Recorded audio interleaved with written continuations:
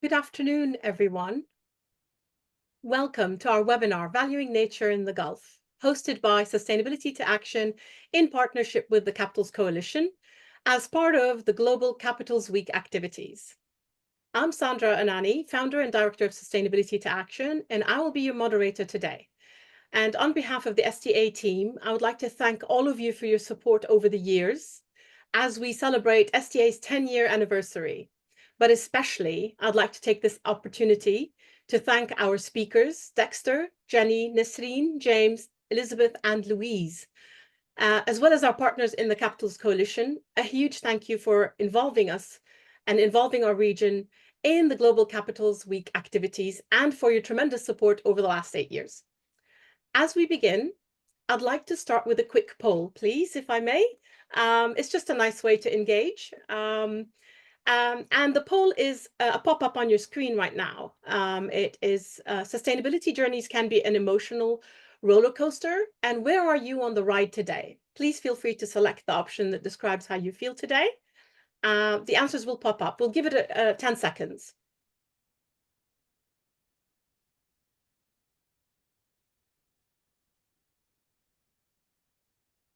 Have you decided how you feel? Have you voted?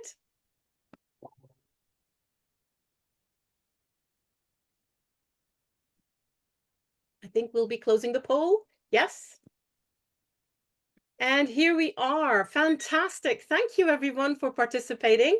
Energized and optimistic. I love that. But doing okay, but could do more.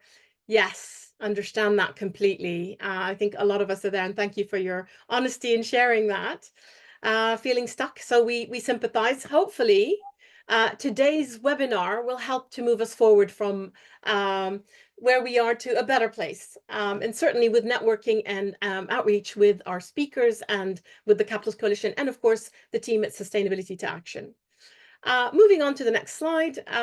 Today, we're excited to bring together global and regional experts to explore how natural capital is being valued and integrated into decision-making, particularly in the Gulf region. And a few housekeeping rules. Please stay on mute unless invited to speak, if possible. We want to avoid noise. And then you are very much welcome, and we look forward to your engagement and for you to collaborate with us. Please post your questions in the chat box on the right-hand side of your screen.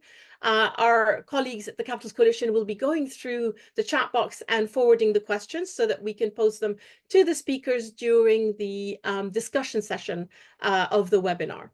And so the webinar is being recorded and a copy or a replay of the recording will be shared, as well as a brief report following the event. So I would like to highlight, as we start this webinar, that our economies are embedded within nature. So every industry you're in, any sector you're working from and you're joining us from, you are embedded in nature in one way or another. So bear that in mind. And without further ado, here is the agenda. So starting off with the welcome and housekeeping, which we're doing right now by yours truly. Following that, we will have the opening remarks for this webinar from Louise Amand, our colleague at the Capitals Coalition. She is the senior manager at the Capitals Coalition. She will give us a little insight as to why natural capital matters in the Gulf and how it fits into the Global Capitals Week agenda. And then setting the scene, that will be yours truly once again, just a little overview, following which you will have the fantastic opportunity to hear from our speakers, Dexter Galvin, Elizabeth Toe, James Spurgeon, Nasreen El-Zahlawi, and Dr. Jenny Davidson. Following that, we will have a panel discussion and a Q&A session with you, the audience. It will be moderated by me, and I will be taking your questions as well as some other questions that I may have for the speakers as well. Following that, we will have a sort of key takeaways and reflections just for a few minutes. And we'll hear from the speakers again following the engagement with you all. Then we'll look at common themes and or any gaps identified, if any. And then we'll have the closing remarks. So thank you very much for that. With that in mind, I will now very happily introduce Louise Amand, who is the Senior Manager at the Capitals Coalition, to open today's session. Louise leads the Coalition's education strategy and has worked extensively with UNEP, IUCN, and other global institutions. She will speak on behalf of the Capitals Coalition to introduce why natural capital matters globally and regionally. Over to you, Louise. Thank you so much, Sandra. It's a huge pleasure to be here with all of you. If you can go to the next slide, I will be happy to present you a bit who we are at Capitals Coalition, what we do. So first of all, a quick story. We come from the UN. More than 13 years ago now, the UN created a team called the Economic of Ecosystem and Biodiversity, recognizing in UN environmental program that there is a gap in our economy that is not recognizing really its dependence and dependency on nature, and that this has an economic value. And suddenly they thought that it would be important to engage with the private sector because the private sector is an economic actor indeed. And so we create TIB for Business Coalition. And from there to now, you can see on the slide, it has been a journey. We founded the Natural Capital Coalition, the Natural Capital Protocol were launched along with the Social and Human Capital Protocol. We merged and we became the Capitals Coalition, who is now a global network supporting a lot of work happening in the system to shift our economic system. So TNFD is really based on the protocol and we are close partner to them. The TISFD, the Task Force for Inequality and Social Related Financial Disclosure, is another body that we support through its creation. And now we have launched the Integrated Capital, so the beta framework for integrated decision making. So you can see that journey, and who we are on the next slide is really, we are a collaboration. We are not just acting by ourselves. It's in our DNA.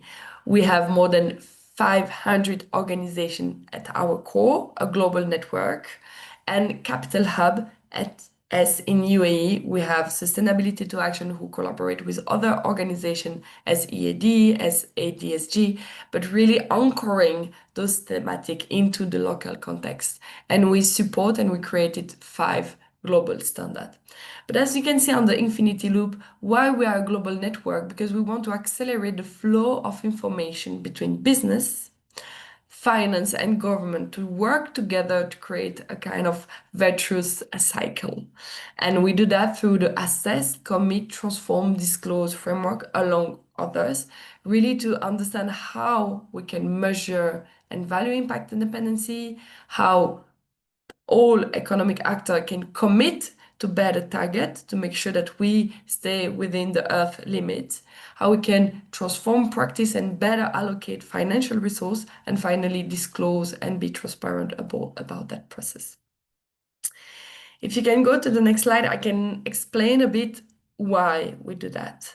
So first of all, I think we all know that, but it's so important to remind it and really to feel it. It's not just something that we have to think with our head, but something that we have to feel with our body and all ourselves. We are failing as a global society. That's a fact. We are failing to address the global challenge of nature loss, of climate change and rising inequality. I think the high temperature we are witnesses all around the world really show us that. And why? Because we believe that our economic system ignore essential elements that are at the foundation of our prosperity, which are the dependency we have on nature, people, and society. That's really serious. And why we are failing? Because conventional measure of economic success and the current perception of performance are incomplete. We are not reflecting in our account what really matter. So too often we deplete one form of capital, I will explain what are the capital, and we treat the financial gains as profit. But sometimes what happens is that we are creating a net loss of value for society and for nature. And so we have to rebalance this mindset. If you can go to the next slide. Hopefully there are solutions, right? We come here with idea, with initiative, with protocol, with methodology to change that. So capital has traditionally been thought only as money. But for us, capital describes any resource So any asset that store and provide value, meaning that if we invest in capital, they create value. If we degrade, we erode value. And for us, we understand four capital, natural capital, which is the foundation of everything on earth, who also permit the existence of human capital, which is really the skills and the knowledge embodied in individuals, alongside social capital, which is the glue, the kind of network and interaction between people and organization, the trust that exists. And only because there are those foundations, we can have the produce capital or the financial capital, which is really the money that we understand and we see. And so capital are productive source of value. We focus on stock and flow. So there are stock that deliver flow of benefit. And we look at dependency and impact, as I mentioned. So we have to broaden our vision of value and understand that value comes from multiple type and multiple sources. If you can go to the next slide. I'm glad to share just a little bit of our new strategy. It's a very exciting time for us as we are launching this year a new 10-year strategy where we want to build a resilient economy that value what matter. And how we want to do that, it's really by building confidence in a kind of decentralized way to make sure that there is an understanding and the confidence in the value of the capital in accounting process and how key influencer can foster the trust and accountability of this work. How we can empower action and inspire people as you and enable people all around the world to use that framework, bridging the famous skill and knowledge gap on this. And finally, to embed value. So nature, people, society, natural capital, social and human capital, and produce capital are embedded into the major institution of the economic system, the power holder. And we all need to collaborate to make that happen. So with this, on the next slide, I'm happy to present just a glance, a little bit of what we do and why this is so on time, because this is already happening, right? And we are already seeing a major company shifting the strategy. We just released the Accounting for Value, emerging approach of integrate profit and loss and impact statement. And I think my colleague will share the report link in the chat in a few seconds. And you can see that many companies and major one, right? Nestlé, Kering, Novartis, Philips, Natura, those are big names, right? UBS Bank, they have started to do that accounting exercise or where the impact and dependency are on nature and people and how this can be translated into qualitative, quantitative, or monetary value, and how this can be embedded sometime even in financial statements, reflecting the true performance of a company. So I really encourage you to have a look to those case studies because that's so insightful and it shows us the direction the society should go. If you go to the next slide, I'm happy to just present really quickly Holcim case.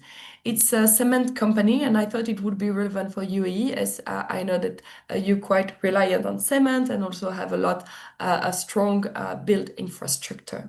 So it's a company who did an assessment at a country level granularity, so it's a global company covering upstream and operation and including the four capital. And the objective was to monetize the positive and negative impact of their activities, to enhance transparency, to inform decision, and to align with the green growth strategy towards a low carbon and circular construction. And so they did it using different database as Axiobase and also input-output modeling. And they did it with the IPNL, so the integrated profit and loss account, with indicator as CO2 emission, water use, health and safety, employment, and so on. And the results are presented into this kind of graph, which we call the bridge graph. I think this is brilliant. This is just amazing to see. You have, on one hand, the value that they create in grain, for example, through the value chain, to through the supply chain. And then you have also negative impact that they have monetized. Scope 2 of CO2, occupational and safety, air pollution, water consumption, water pollution. And so you have a kind of adjusted value through the addition or subtraction. And at the end, you have the kind of triple bottom line or the value that they really created if they were accounting everything rather than just financial classic account that could omit some of those hidden value. And so with this, I will conclude. I just wanted to mention that we are very excited about the nature on the balance sheet project also that really show that fundamental shift in our economic system, how we can integrate nature into economic and financial decision through balance sheet information. So first, natural capital assessment help to understand impact dependency, we can quantify it, and then financial measure, financial function can recognize those value and bring into accounting and investment perspective. If you go to the next slide, I will just finalize saying that we were so glad to collaborate with Sustainability to Action, with ADSG and with EID and with so many good business champions in UAE through our capacity building flagship program this year. This really has positioned UAE as a leading country in those topics in the Middle East, and we're very much looking forward to have an in-person workshop with you and with the participants in October in Abu Dhabi. To conclude, and finally, just wanted to say, you are the leader. You are able to influence your company, your organization. You have the possibility to change mindset, to bring those content forward. And a wonderful quote that I love is that the leader is the one who, out of the clutter, of the complexity, brings simplicity. Out of discord, he brings harmony. And out of difficulty and challenge, bring opportunity. And it's exactly what this webinar and all our actor and partner here are doing. So thank you for that. Back to you. Thank you, Louise, for that amazing opening remarks. And you've helped with setting the scene endlessly. You've set us up really well. Just to say, framing today's discussion and talking about the leadership role that the UAE is playing on natural capital. But then also really talking about the role that the Environment Agency of Abu Dhabi and the Abu Dhabi Sustainability Group, our colleagues and our partners, and much more than that, they are close friends as well in many ways.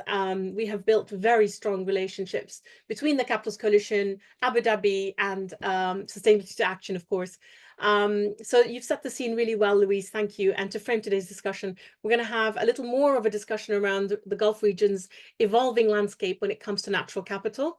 And we're seeing increasing momentum to integrate natural capital into the way governments and companies operate, from aligning with frameworks like the TNFD to embedding sustainability in financial planning, policy, and governance. I mean, what a fantastic opportunity as well in October that the UAE is the nation that's hosting the upcoming IUCN World Conservation Congress for this year. And we hope to see many of you there. Certainly, I know that there will be, as Louise mentioned, a Capitals Coalition partnership collaboration with the ADSG through some kind of a workshop, but more information will come on that. I won't steal their thunder. But we'll move on with our fantastic webinar. All of these developments that are happening in the UAE and in the Gulf region more broadly creates an exciting opportunity to lead on nature positive development, drawing from global guidance and local innovation at the same time. Having said that, perhaps we've talked to you a lot. This is a fantastic opportunity to engage with you a little bit. So perhaps a poll, if you don't mind, if you will indulge me. We'd like to ask you, with all of the context you've heard so far, what do you believe is the biggest barrier to integrating natural capital into business decision-making in the Gulf? The poll pop-up has come up. Please feel free to vote. We'll give it 10 seconds or so.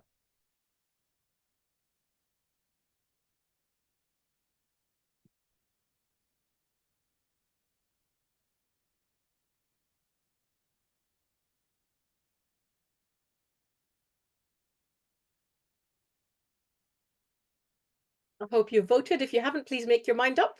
It'll close in a second or two. Wonderful. Oh, wow. Okay, great. Okay, so the biggest barriers are data availability and quality, and I think that's a global issue, data. But yes, certainly there's a lot that can be done to improve what we have. Lack of clear policy and regulation. Well, this is a platform that is perfect to explore that. Because again, I think there's more policy and regulation that will inevitably come our way. And then also quite strongly in the lead, financial incentives, return on investment, not very clear. So yeah, very good. So this webinar will go some way into clarifying the financial drivers. And I'm glad that this all came up, as well as some role of policy and data quality and availability. So we will be discussing that, and we've got the perfect panel for you. So I'm just going to introduce our speakers very quickly now. Thank you very much for taking part in that poll.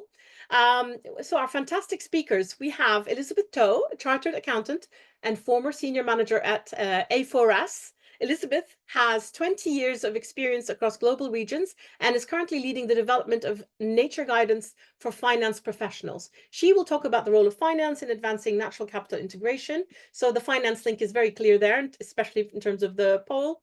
And what A4S, Accounting for Sustainability, is doing to support the accounting and investment community. And please do make sure that you stay in touch with all of our speakers so that they can provide information going on beyond this webinar. So this webinar is just one step in that direction. We want this relationship to continue and to grow. We also have James Spurgeon, who is the founder of Sustain Value. I'm sure many of you know James. He's a leading voice on natural capital, the TNFD, and multi-capital impact valuation.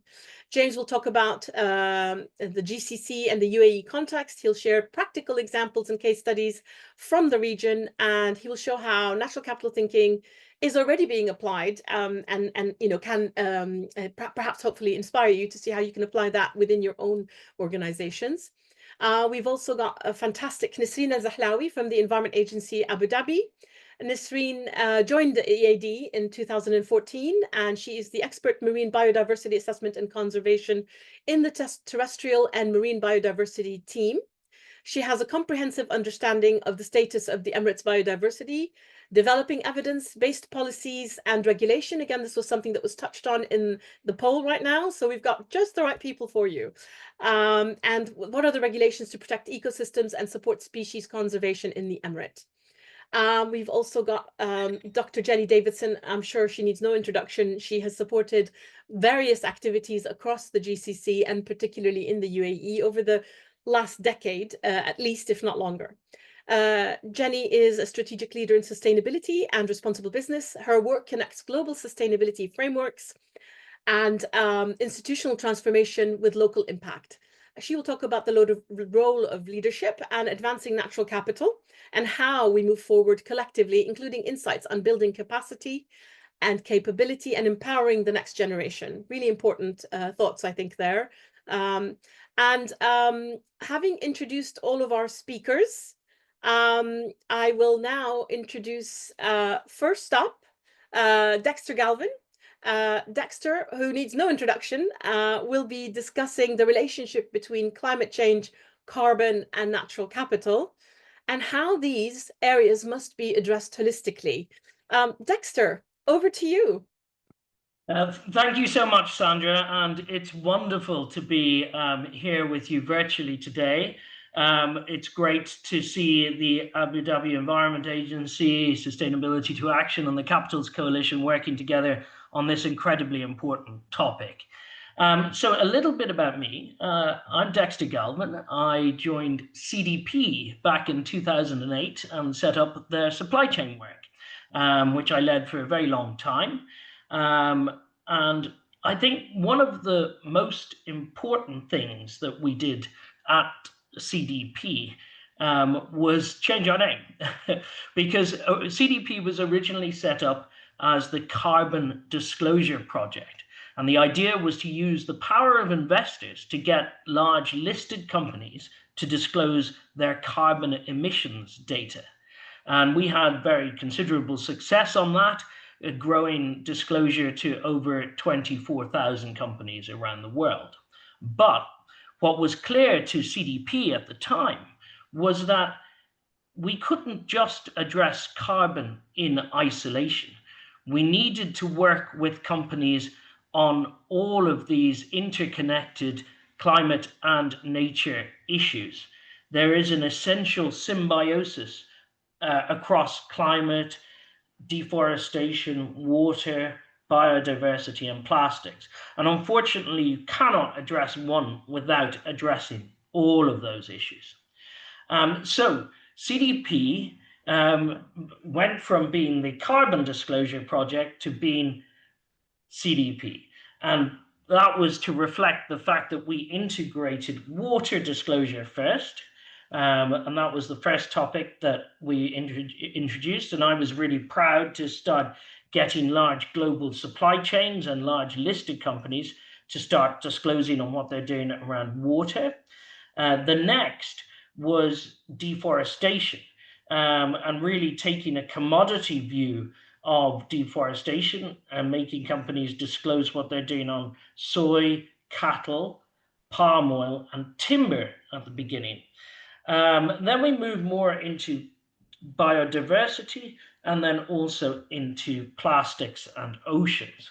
And it was very clear for CDP that we couldn't address just carbon emissions without addressing these other issues.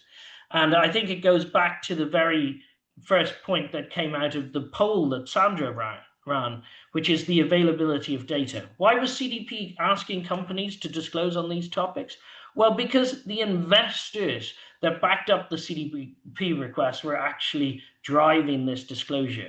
So we actually represented trillions of dollars of investor capital asking companies to disclose on these topics, hopefully generating the type of data that these investors need to make decisions on these topics. We were also laying the groundwork for mandatory disclosure on all of these topics, and we had very considerable success, as you can see in the wider world, in laying that groundwork now.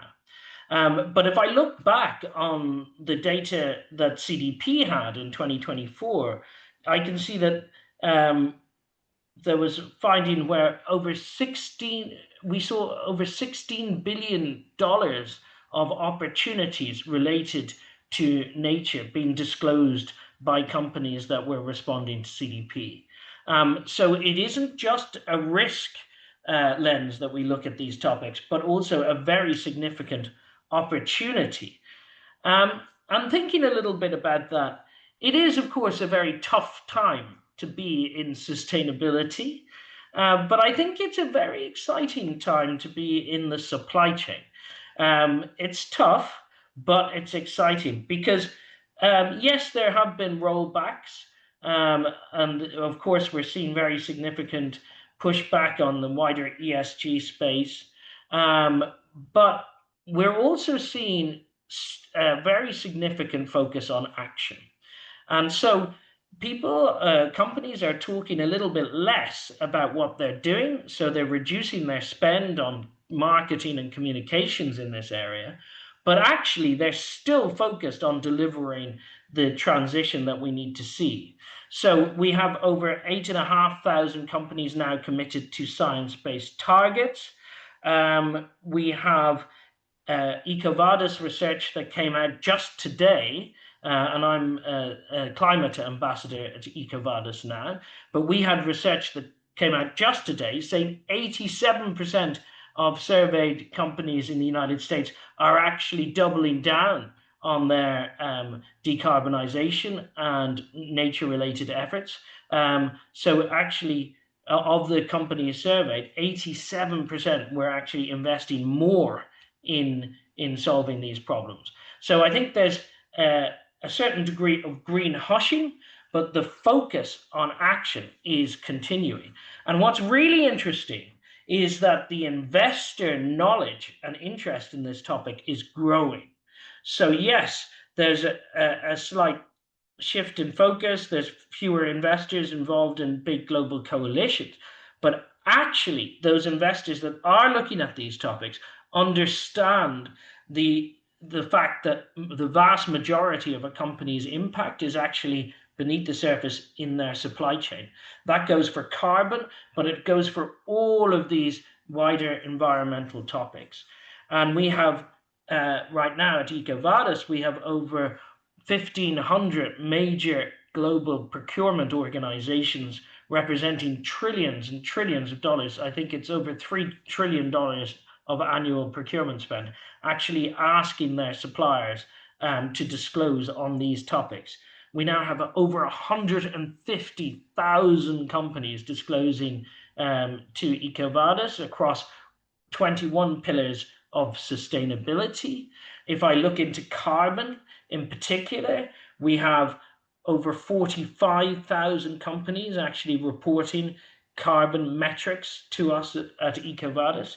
And what this all says is that there is a huge amount of momentum that continues in the face of this challenging environment. We have more companies setting science-based targets. We have 30 jurisdictions around the world actually introducing mandatory carbon reporting in line with the ISSB standards, which is really exciting. And that will give us the underlying data that we need to really invest in the transition. That has been rolled back slightly, but it hasn't changed. And the momentum is actually in the direction of more and better data that will help us make the relevant investment decisions that we need to see in the world.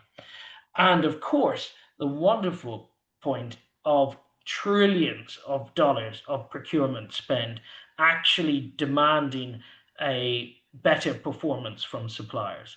So I think we're in a really exciting moment.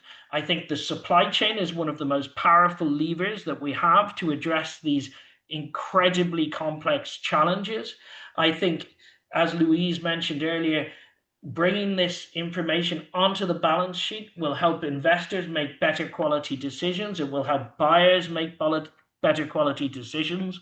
And together, we'll work together to actually save the world. Thank you very much, Sandra.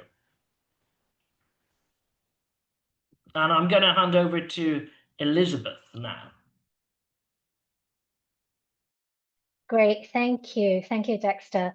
Hi, everyone. I'm really happy to be here with you. As Sandra mentioned earlier, I'm from Accounting for Sustainability, and my current role involves working with finance professionals on embedding nature into business decision making.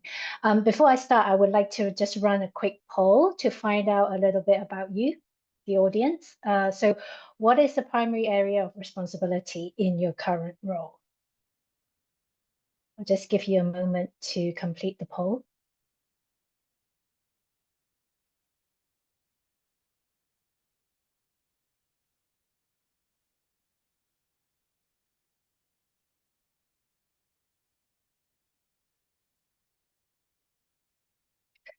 Okay, so mainly sustainability and ESG people, but we do have 12% from finance and also some people from operation risk and other as well. I think the reason why I wanted to do this poll was to get an understanding of, who are the audience and to really make the point that, all these different functions within a company would need to work together to really understand the nature and business interface and to value nature as a capital that impacts business value. Even though majority of the audience is in sustainability, and I'm sure you understand about nature from an environmental perspective, or at least have passion to drive nature action. But it's also important to think about the financial implications and engage with your finance colleagues, your CFO, and even your executive management to get them on board. Really, the points that I want to make in my presentation this afternoon is to explore with you about the links between nature, business performance, and financial effects for a company, and the role of finance in helping organizations to make better decisions by considering nature capital alongside other capitals. And if you think about how a company relies on natural resources and how it affects the natural world through its operations and value chain, I think you will very quickly realize that businesses and nature are systematically interconnected. I think the previous speakers already gave some global context about valuing natural capital. But for businesses all around the world, really using natural resources in their own operations and value chain means that they have a lot of dependencies on nature. And of course, there are some sector-specific dependencies, but as the supply or quality of natural capital decreases, companies could face operational and financial risks.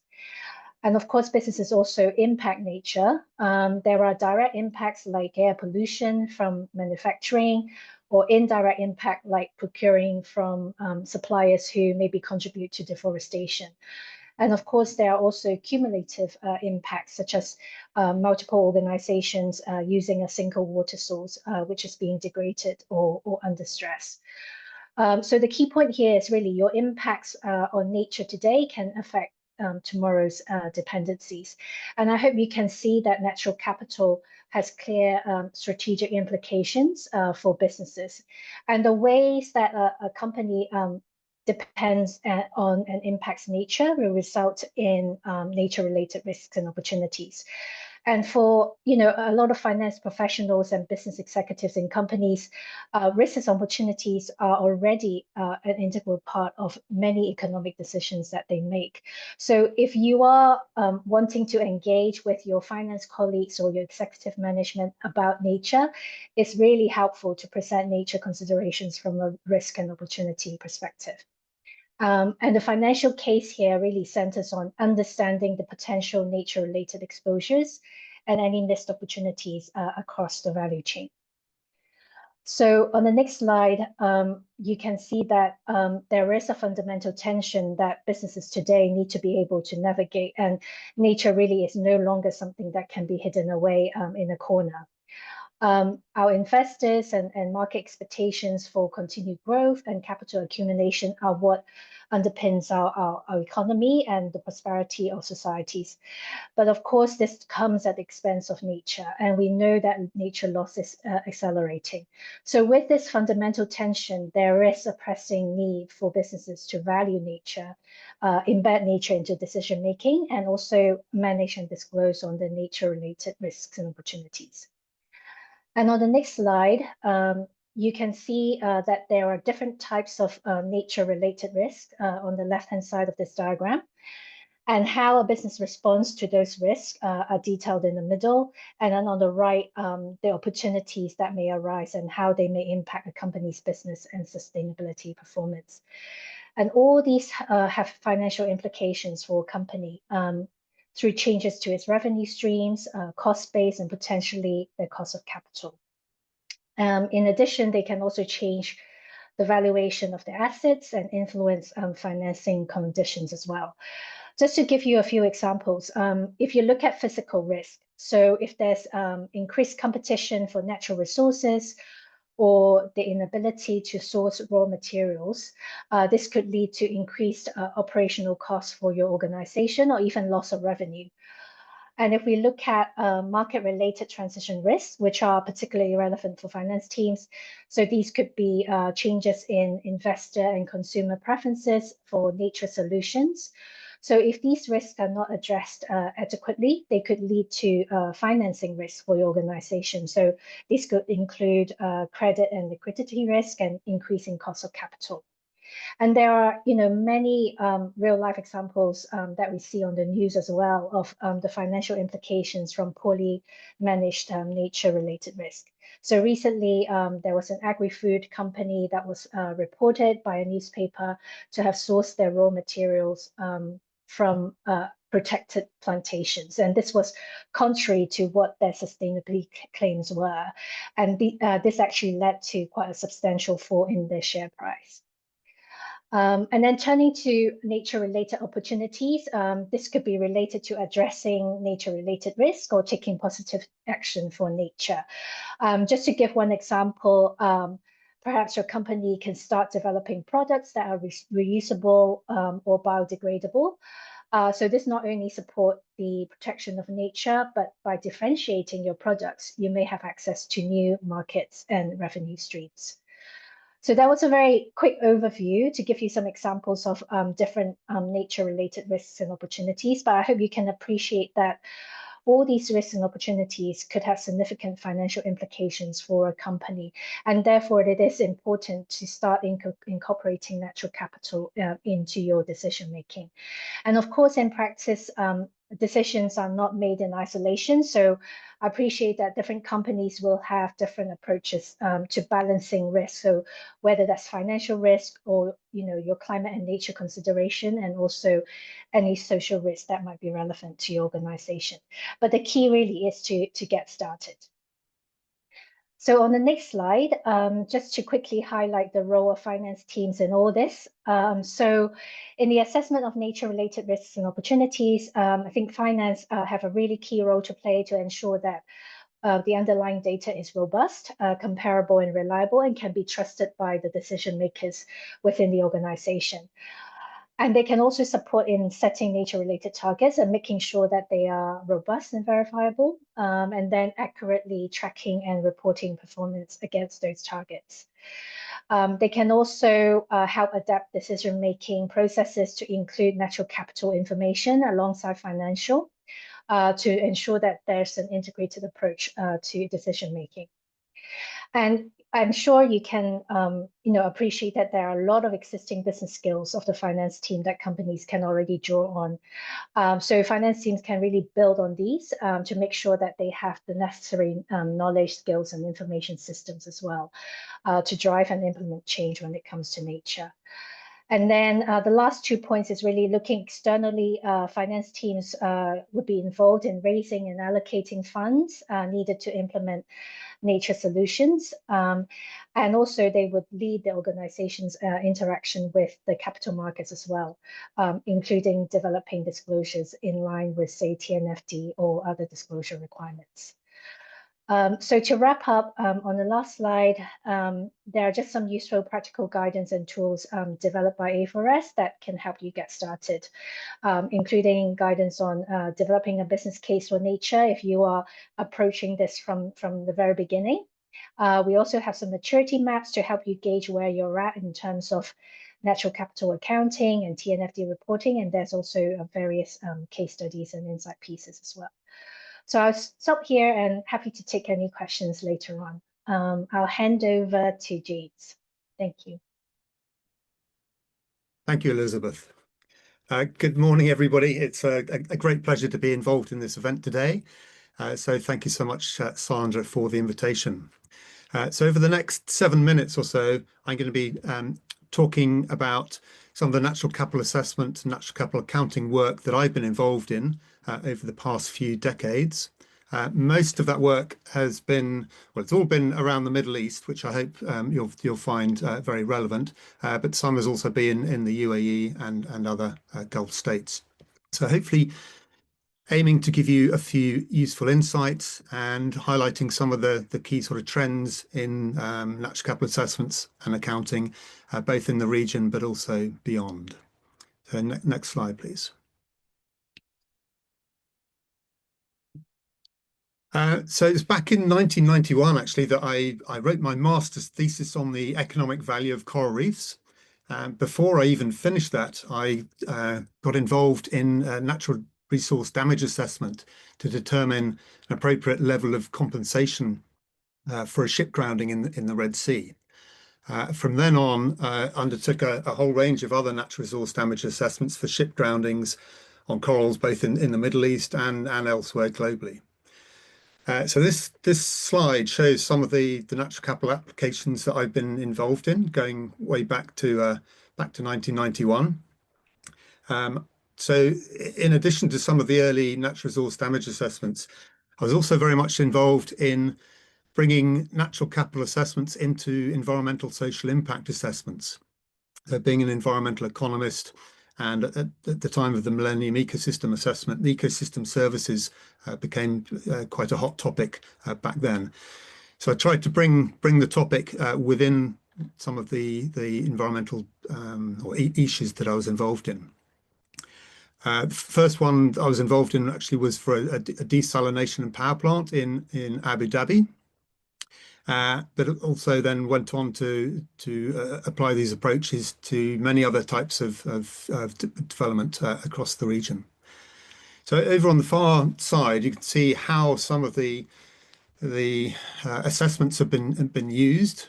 So for the natural resource damage assessments, very much aiming to get back to a no net loss and work out how much sort of biodiversity offset was needed, and also what the value should be to help to compensate for the damages involved. In addition, for the ESHAs, there's slightly broader applications, so helping to identify impacts, but also dependencies, helping to justify avoidance and mitigation of impacts. And then similarly to the NRDAs, identify, evaluate, and calculate offsets and compensation. And increasingly more recently, informing biodiversity and nature positive. And interestingly, the techniques that were applied very much the same both for the NRDAs and for the ESHA assessments. Obviously, the NRDAs applying the techniques after the impact, whereas for the ESHAs, what we were trying to do is predict what the impacts might be to then do the calculations. Next slide, please. So back in 2016, the Natural Capital Protocol was published by the Natural Capital Coalition, which is now the Capitals Coalition. And I'd actually been a lead author of that.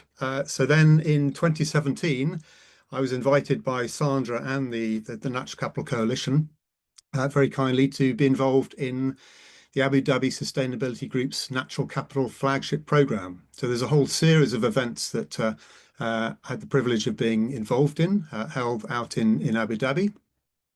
You can see some of the events up at the top. And it culminated in 2019 with a programme report, which is still available and has a lot of useful information, which is still highly relevant. And if you do want to access that, you can do that through the Sustain Value website on our business guides section. So one of the key outputs was the training sessions that we held. We undertook 3 training sessions. We had, I think, 18 business representatives, 8 from government agencies, and 4 from financial institutions. And one of the really useful outputs was what the delegates or the trainees themselves thought was how natural capital assessments at the time could be useful for them in their work. I'm not going to go through them, but you can see the summary in the graphic showing the different potential uses. And it interestingly includes number 7, which talks to Louise's example of informing integrated sort of profit and loss accounts, which was great. That was acknowledged way back then as well. Next slide, please.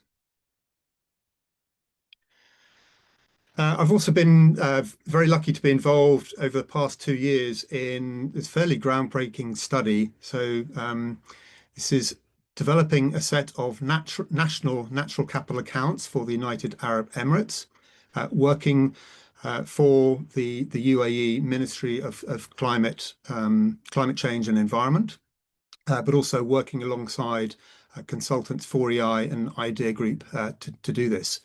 So we've developed 13 initial accounts and an interactive geospatial platform. The accounts you can see are highlighted in the table. Not going to go into the details of them, but it does include ecosystem extent and ecosystem condition, and then a whole range of ecosystem service accounts. So at the bottom highlights the fact that data availability was a bit of a limiting factor for several accounts. For some of the accounts, we had pretty good data, but a core recommendation is then sort of how to go out and collect some of the additional information needed to strengthen the accounts. And there are many applications. In particular, we found the study very powerful foundation for informing policies. For example, covering climate, nature, but also spatial planning within the different emirates as well. It also provides valuable evidence for spatial justification for nature investments, i.e. which locations are the best places to invest in. And this we targeted both sort of green spaces, but also mangrove restoration as well. Next slide, please. And just to finish up, a quick highlight of some of the other projects been involved in over the past years in the region. So we've developed national marine damage assessment approach for a government covering Gulf Red Sea. We've valued countries' mangroves. We've advised on how a nation can conduct coral valuation across the region. And we're very excited to have just started to be involved in a new project, which is natural capital assessment and accounting pilots, as well as capacity building and development of a roadmap for a region within Egypt. And just to finally conclude, a few regional and global trends that we're seeing increasingly being adopted, and these are studies that we're increasingly being asked to do, is to use natural capital accounting and assessments to inform nature positive, both for projects and developments for governments, but also for companies, and also to feed into TNFD and EU corporate social responsibility directive reporting, particularly looking to inform the materiality assessment and to help to value some of the risks and opportunities. And finally, again, going back to what Louise was talking about, we've been increasingly involved in impact valuation across the capitals to inform decision making and positive impact investments, and also to feed into reporting. So on that note, I will hand over to Nazreen. Thank you so much, James. That was really fascinating and amazing to see the increasing number of projects in the region on valuing natural capital. It's a pleasure to be here. Thank you so much for the invitation. I'm happy to represent the Environment Agency Abu Dhabi, and in particular the Abu Dhabi Mangrove Initiative, which is an initiative launched in 2022 by the Environment Agency Abu Dhabi to develop partnerships and collaboration, helping to encourage businesses, but also partner government entities to value and contribute in a positive and tangible way to ecosystem conservation and restoration across Abu Dhabi Emirate.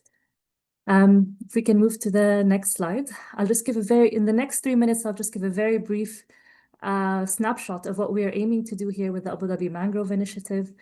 And this is basically a book by the inspirational Professor Carlos Duarte, who is an amazing scholar on this topic and in blue carbon ecosystems in particular. And in a recent conference, he talked about moving away from the idea that any kind of available land or habitat is no man's land, or terra nullius to terra omnis, or terra communis, which is basically saying that as a whole, we have this collective responsibility to conserve and protect and ensure the sustainability of this collective natural capital. It is everyone's natural capital. And how do we ensure that it is sustained, well protected, and adequately restored to benefit society as a whole? If we can move to the next slide. Sorry, moving quite quickly through here. But this is one of the things that is driving us within the Abu Dhabi Mangrove Initiative. It is an initiative under EAD, which is a regulatory government entity in Abu Dhabi Emirate. But given that, Abu Dhabi being a coastal emirate, and a lot of the activities, infrastructure, services, industry are all located along the coast, it is really, you cannot overstate the importance of blue carbon in coastal ecosystems for the prosperity, for the health of Abu Dhabi's society, and for ensuring quality of life. So when we first set out to establish Abu Dhabi Mangrove Initiative, it was really to capitalize on this immense interest and momentum around mangroves and mangrove restoration, driven, of course, by multiple COPs, that have highlighted the value of mangroves, but other blue carbon habitats for carbon sequestration, but also advocating for their protection, prioritizing protection, research, addressing the issues of lack of data around the importance of these coastal ecosystems, mobilizing resources towards their conservation, their further study and assessment, so for scientific research, building knowledge and best practice on how to conserve and restore them effectively, so going beyond just one-off planting events, which we know form part of a lot of kind of CSR corporate sustainability strategies to have a mangrove planting or mangrove restoration initiative. So we capitalize on this interest to build an initiative that would help guide businesses on investing, on how to invest in these nature restoration projects in a way that makes sense and in a way that is validated by science. If we can move to the next slide. So one key thing, very quickly, that we've been advocating for as part of the ADMI, that we have to look at habitat connectivity and function. And when we are looking at the value of our habitats, of our ecosystems, we need to raise awareness about how they function and the importance that their function needs to be maintained and sustained by preserving this connectivity between different habitats. And this is especially true for coastal ecosystems, for blue carbon habitats, such as salt marsh, mangrove, seagrass, and algae, coral reefs. And these are just some of the important coastal ecosystems that we work on here at EAD to study, assess, understand their values, but also, most importantly, communicate their values and their importance for society. So it's going beyond just thinking of one habitat or one tree, but really helping to raise awareness about this connectivity and this ecosystem function and how it provides us with these ecosystem services. And one study that we've launched at EAD and under the Abu Dhabi Mangrove Initiative is looking at the wider sequestration or carbon storage capability of these blue carbon habitats.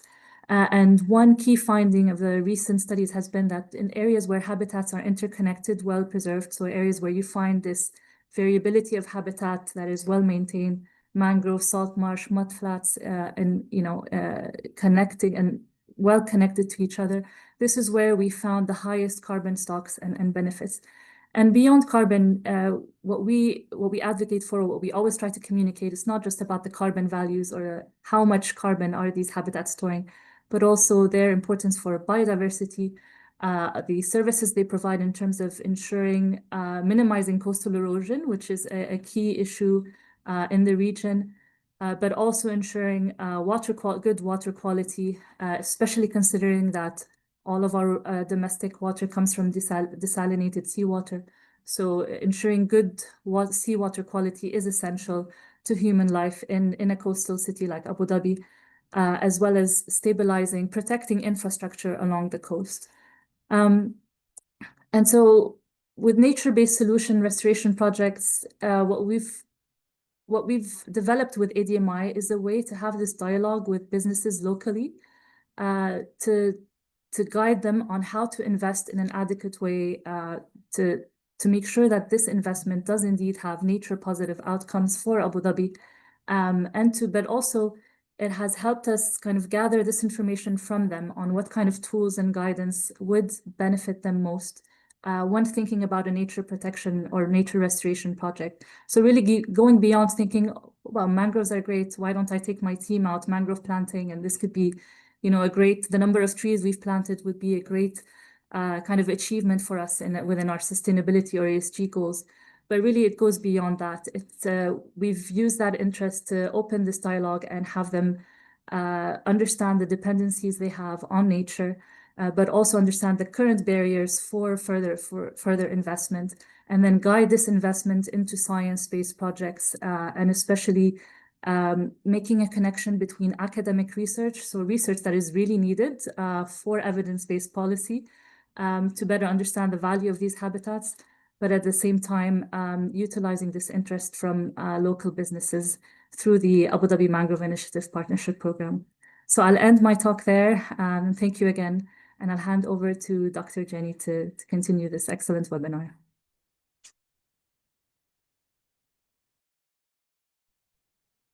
Thank you. And thank you for inviting me along today. It's been great to hear about all these brilliant examples of work that's going on across the region and beyond.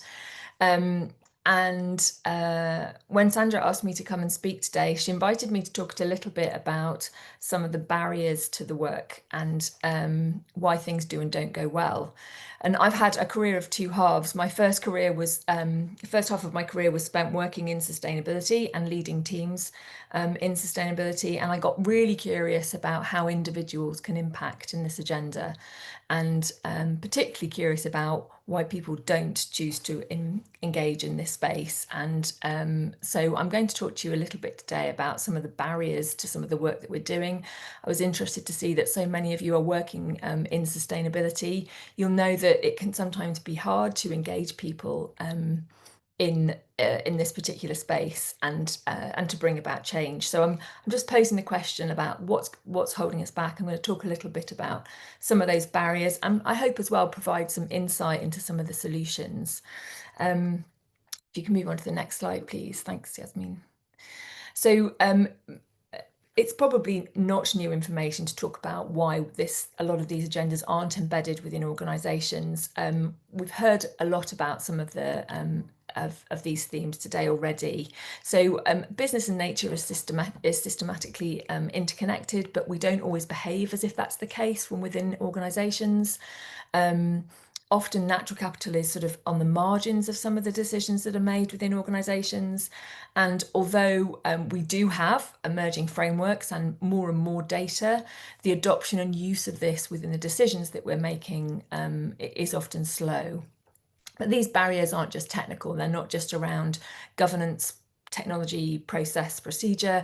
They're cultural, they're baked into institutions, and often they're at an individual, at a personal level. Next slide, please.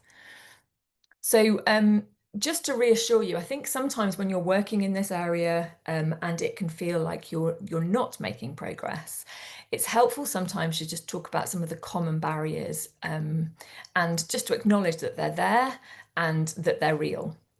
So here are some of the common barriers that I've come across when I'm working with senior leaders to valuing nature. So sometimes we find that there are uncertain policy signals. That can be at a global level, it could be regionally, and it could be within an organisation. So, and sometimes they're misaligned, or there's regulation that's missing that sits underneath those policies. I was really interested to see that in the poll earlier that data was a real challenge, and that actually there's a real gap around good quality data. And I was also very hopeful as I listened to some of my colleagues' presentations that actually that's being addressed and we're getting better at that. I think in this particular area especially, we often revert back to very short-term views and planning horizons, and that's a huge challenge across sustainability, particularly when we're thinking about investment decisions. I think naturally, as individuals and organisations, we tend to work in silos. We're not great always at looking up and out within our own organisation, but also across our sector and across other sectors. We know that there's a huge gap in terms of leadership capacity. So there are too few leaders who are equipped to lead this kind of radical change. And often we're seeing a misalignment between sustainability frameworks and economic instruments. So there's a bit of a catch up there. And at the heart of each of these are, I think, and sitting behind them are some really interesting topics and some really knotty issues around leadership, how we make choices as leaders, and assumptions that we carry with us as leaders about what the right thing to do is. So the main barrier, and the one that I'm really curious and really interested in, is around leadership. And I guess the nub of the leadership challenge is that we can't solve some of these big global challenges in the 21st century with 20th century leadership models. So we need to change the way that we think and the way that we be and the way that we are as leaders. And very broadly speaking, nature positive transitions need to have ethical frameworks absolutely at their core. And we need to be brave and bold about using words like care and nurturing and even a reverence for the natural systems that we're operating within. We also need to make sure that as we're going about our task as leaders, that we're thinking about in a sort of a systemic way. So we're thinking about systems, and we're thinking about time and geography as part of those systems as well. One of the things that that I see an awful lot when I'm working with senior leaders is that in periods of uncertainty, we revert back to working in a very insular way.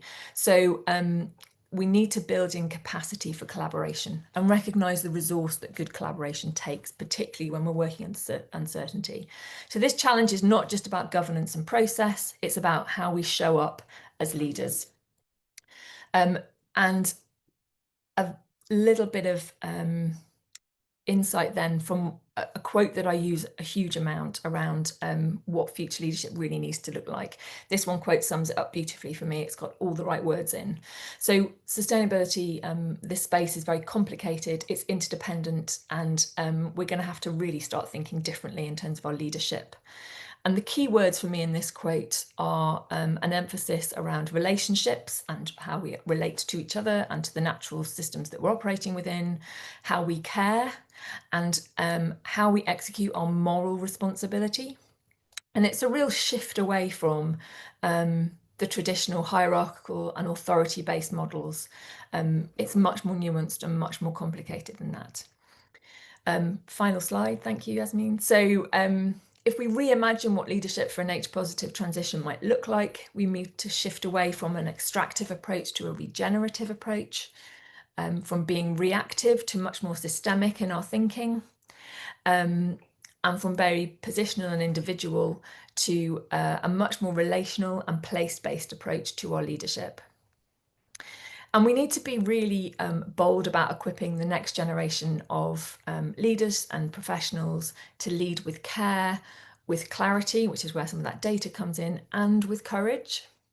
So whenever I deliver a session anywhere, I always invite anybody that's listening to just take on some of the insights that they've gathered from the presentation and think about what that might actually mean for them within their role. What are you taking away today? What does that mean for you as a leader? What might you do differently?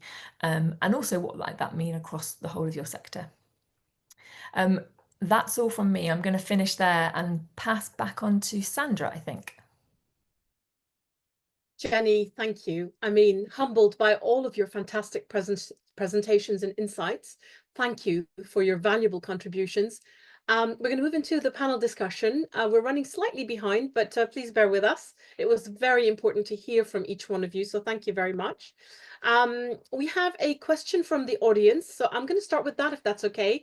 Deepak Sharma asked, is it beneficial for FIs to have a united decision-making approach to tackling nature-related risk dependencies? And if yes, how can this be adjusted to account for localized challenges? I think I'll take this question initially to Elizabeth from A4S. Sure, thank you, Sandra. I think I would say yes, a common approach would mean that the impact will be greater. But I also want to highlight that it is quite difficult with nature compared to perhaps climate considerations, because I think a few of us alluded to it in our presentation. When we think about nature dependencies, there are some sector-specific factors that we need to consider. For example, if we look at agriculture or construction industries, they would depend a lot more on specific natural resources. And also when we talk about nature risks, there's also some location-specific factors that we need to consider. So I really agree with Deepak about, we need to localize it, but, if we can get all financial institutions together to think about what are some of the common approach, that would be fantastic, because we talked a lot about companies maybe in the real economy, they have clear dependencies and direct impacts on nature. But financial institutions, they are uniquely positioned to mobilize finance for nature and accelerate the progress towards a nature positive economy through the financing activities. So I would say yes, it would be more impactful if they could adopt some kind of common approach, but definitely it's going to be quite complex to work out all the different dependencies for different sectors, although there's a lot of guidance out there, and also to take into account the location-specific factors for nature risks as well. Don't know if any other panel speakers have anything else to add to that. I just jump in quickly from my CDP days. Certainly, we saw a few of the leading financial institutions with a greater awareness of what was happening in corporate supply chains. So a very a growing awareness of the dependency on nature in corporate supply chains. And there were some leading investors around the world. Norwegian Pension Fund, obviously, one of the big poster children of this work, who have a clear strategy on how to assess that in their portfolio management. So it's growing. I think it's very much early days. I think awareness of supply chain impacts and better quality data in the supply chain will help investors and analysts in the investor organizations to build a better understanding of this. And of course, it comes down to better quality data, as you say, which is absolutely critical. So I think the investors will continue to push for more companies to be more transparent about their impacts in their own operations and in their supply chains across nature. Thank you. Anyone else want to add anything? Happy to move on to the next question. Brilliant. Thank you so much. Right. We have quite a few questions. So I will say perhaps a question to Louise, if I may. Louise, why is it important to embed natural capital thinking in business and policy frameworks? That's the question we hear all time, right? Why? And I would say how it couldn't be important, really. All business, all government, all people, we rely on nature. We need nature for our air, fresh air. We need it for raw material. We need it for climate regulation. We need it for healthy soil that produce our food. We depend on land use, fertile use, on species for ecosystem services and tourism, for example. So the question is, what happens if we use nature faster than its capacity to replenish? We erode stock. And when we erode stock, we erode the capacity of that stock of nature ecosystem services to provide the flow of benefit, which are for free most of the time currently.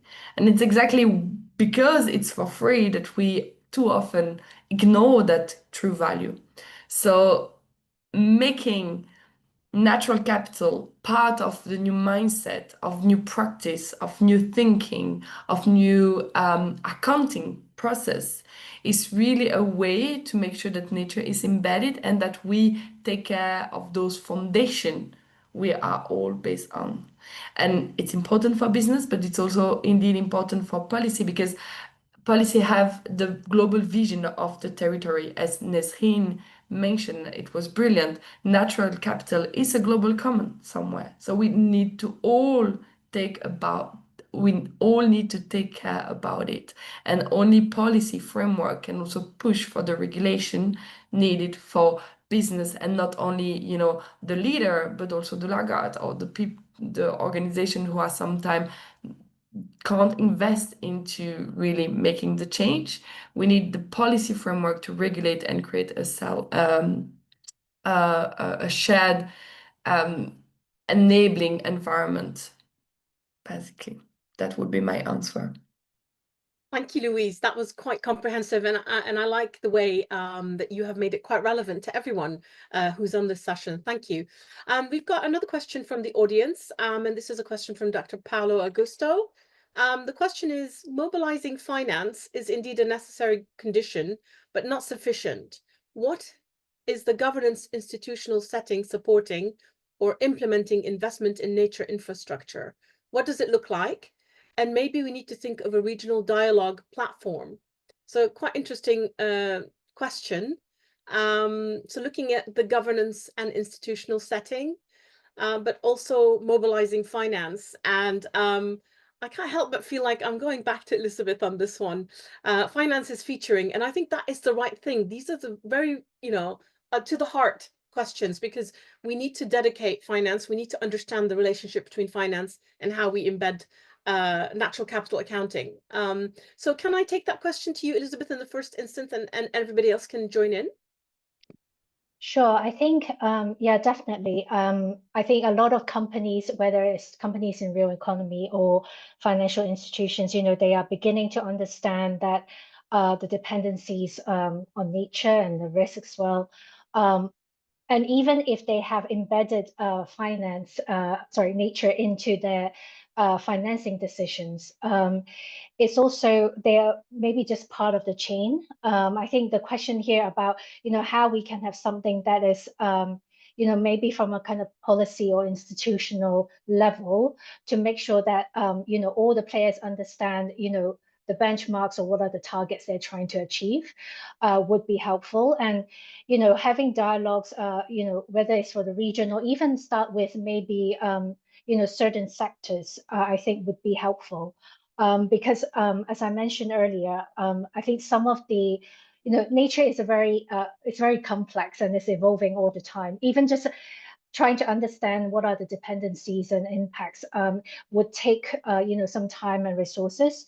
So I think, trying to sort of look at this into sort of more bite-sized and digestible issues would be easier for companies to then come on board and start addressing this. But I think in terms of what this means for the region, how we can get people together, whether it's something that we can do by sector, maybe I can direct that to other panelists on this call.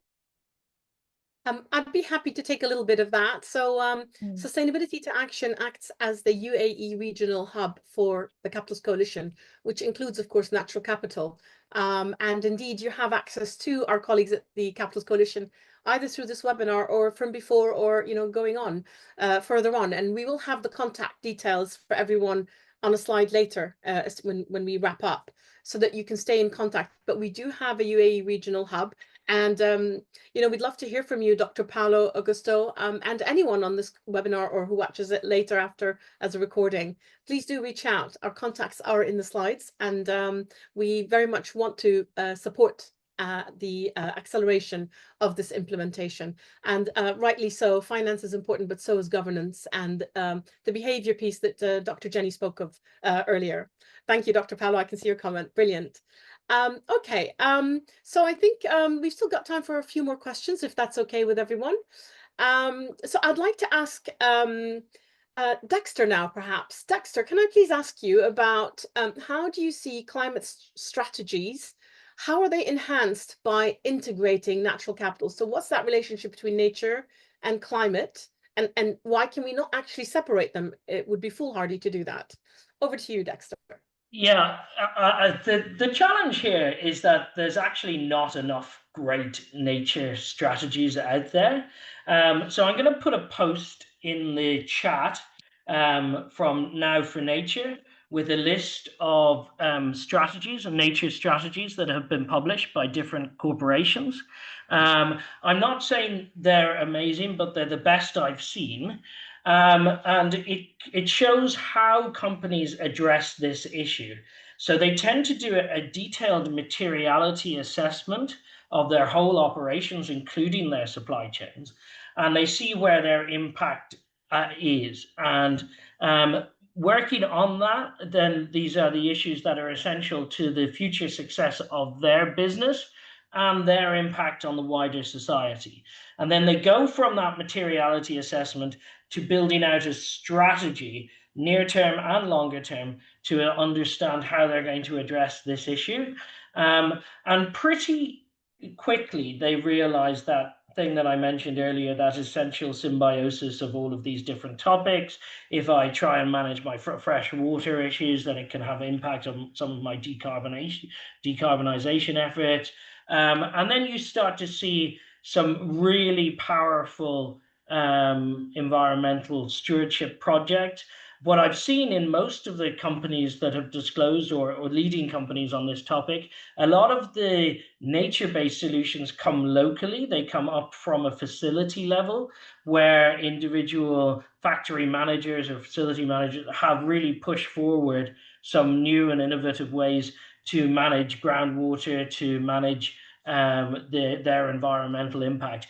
And then that translates up into a corporate strategy. So it's quite interesting to see some of these as bottom up. And if you look into that link that I shared, you'll see a wide range of different companies, even from the extractives industry. And you might be thinking, okay, I'm in the extractive space. How am I going to do a nature-based solution? Well, you've got some great examples here. You've even got examples from tobacco. In fact, I think Philip Morris's strategy is one of the best. So I think it's worth having a look into that. So there are some leading examples. I posted a link to them there. And I think when a company is really trying to decomplexify this topic, I think it's helpful to see what others have done. So do click through on that link and see what others have done. Thank you, Dexter. I think that was really, really spot on in terms of looking at how others are coping with that, but then looking at how it can be bottom up. And you know, we do need, as Jenny said as well, leadership. We do have a question from the audience, so I'm going to take that now, if that's okay. Okay, so knowing that natural capital accounting is highly dependent on data quality, where engagement from key stakeholders is crucial, which I think we also, Dexter, you in fact yourself mentioned that, where that's crucial for consistent assessment and use for policy and decision making, this remains the most challenging part for our attendee. How do you encourage those stakeholders to get more involved, to build and share relevant data beside the need for capacity building? So if I may, I will take this question to James, please. And then if anyone else would like to jump in, please do. James? Sure. No, it's a hugely important point, and something that we certainly had to deal with on the UAE National Natural Capital Accounts project that we worked on. But I think the issue extends certainly beyond the UAE and the Gulf. It's a global issue in terms of obtaining data and information from different organizations, different government agencies, but also private companies or businesses that may have a lot of data from, for example, their environmental impact assessments. The trouble is, data is valuable to different people. A lot of people have spent a lot of money collecting that data, and therefore they're not overly willing to just give it away to someone else to use it. But for the common good of everybody, we need that data to be shared as widely as possible in order to be doing the right things. So key to it really is just building a strong case and logic for why organizations should be sharing that data, and how they can benefit from being involved in the project. Maybe incentivize them somehow by if they do share data, provide them slightly better access than others may get to some of the outputs, or get more involved in the engagement process, see the outputs before others.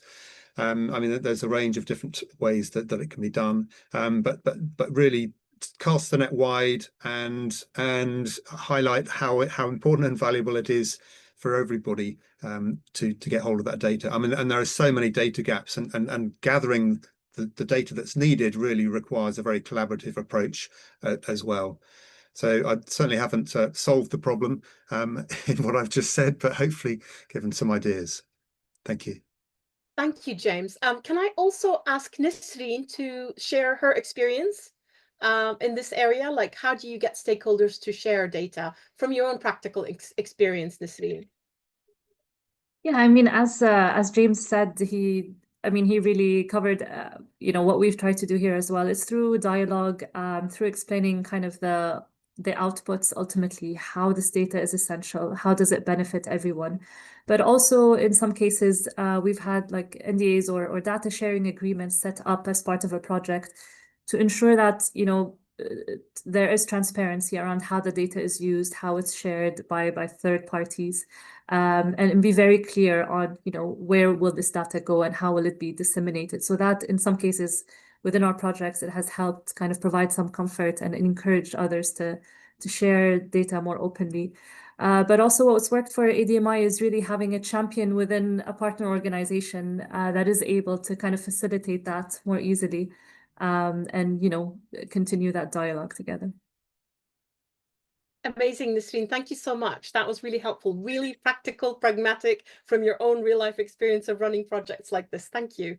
I think I'd like to invite Louise to comment on this, but Louise, I'd also like to give you the final question we have from the audience as well, if you wouldn't mind answering that. And that is, what is the difference between human capital and social capital? And then I'll have just one more final question for Dr. Jenny. Louise, over to you. Thank you so much. So I found that question, the previous one, really fascinating. And I think the question of engagement first is, which information are you looking to inform? Because sometimes you can have data that are at high level or that are modeled or that are based on proxy indicator. And sometimes it's sufficient to make informed decision. I think I relate a bit to what Dr. Jenny Davidson said about leading with ascendancy.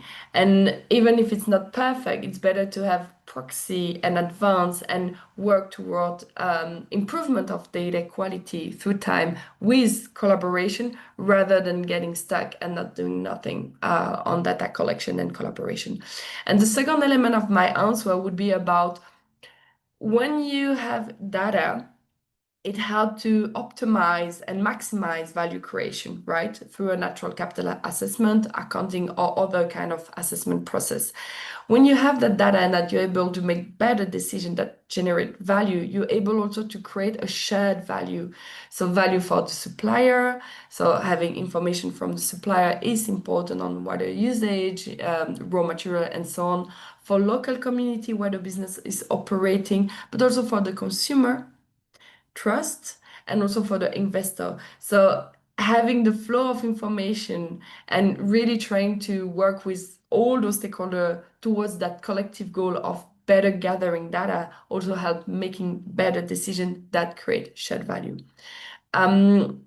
So that's my answer. And about the difference between human and social capital. So the definition of human capital is really the knowledge and the skills, competency, and attribute embodied into individuals and that contribute to improve performance and well-being. So it's really individual based, right? What a person is able to do and how that person is performing and also contributing to his well-being and global well-being. The social capital is really the connection, the interdependence, so the networks together with the norms and the value that and understanding that facilitate cooperation within groups, but among different groups. So if we could simplify, human capital is the individual's attribute and social capital is really the connection. And it's interesting that those are more intangible sometimes. So we are all trying to progress on how we can better quantify those and take also those into account in a kind of systemic approach. Back to you, Sandra. Thank you. Thank you, Louise. Just aware of time because we must close on time. I have 30 seconds, Jenny, a very important question for you. In 30 seconds, please, what advice would you give emerging leaders and young professionals that are working in this place in relation to how they can start to push for natural capital accounting within their organization to inform better decision-making?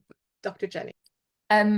So very briefly, what I would say is, particularly for emerging leaders and for their leadership practice, the first thing is I am full of hope from emerging leaders. Actually, what I'm finding is that working with emerging leaders is always much more hopeful, and they get this stuff and they are passionate and keen to move forward with it. So first of all, know that you're giving me hope.